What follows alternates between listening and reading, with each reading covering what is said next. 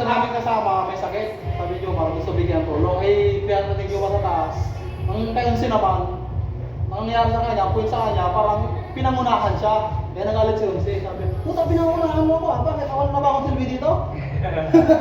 Nakapakan din yung pride niya. Oo. Gano'n yun sa kanya. Gano'n parang masakit sa kanya. Sabi ko, mas maganda na lang kuya yung nakaroon na taas para lahat tayo tutulong. Diba tama?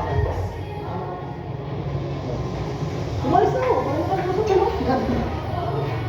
Kaya pag nagsisigawan niyo doon, baka pang nakakita na ibang tao, hindi na narinig sa buong kwento, nagkatalon-talon na naman yan sa tape yung mga putragis na yan.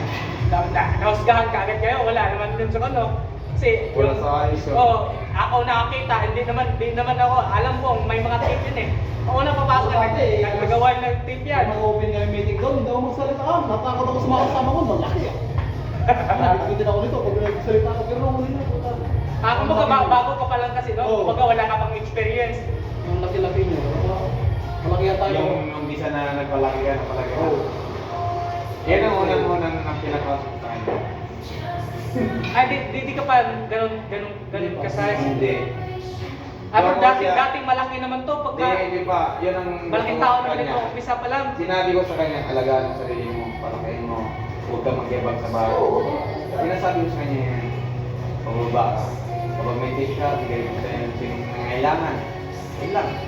Ang sarap makatulong ng tao. Seryoso. Parang gaan sa kalooban. Laki na itong hayop na itong Joel na ito ko lang yung gaan sa kalooban. Nalimonyo tuloy ako. Tangi na ito akong gaan ko. Kaganda na ng kwento mo, bakit mo isiningit yun? Maganda na yung kwento mo, bakit mo ba Nakakapasa sa ano, isip ko eh.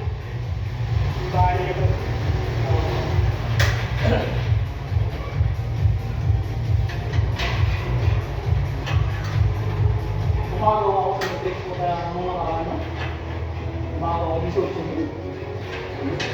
Puro si kami, pato kami. Dahil si 33,000 ang kami na kami. Siguro si kami. Namakan mo yan, bulsa. Sige. Balik ka daw bulsa. Wala walang hindi. Eh wala kami ng leader, wala sa kami na ano. Ayos. Tapos bigyan namin ito ng 1,000. Ito, 1,000. Bulot ko. Malaki lang pang nilinda nito.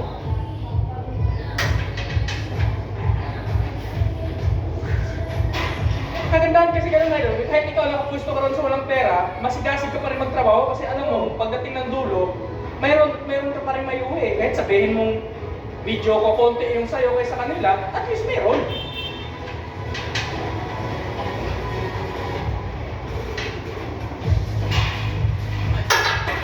Magtutulungan talaga na mapanatiling maayos yung food area.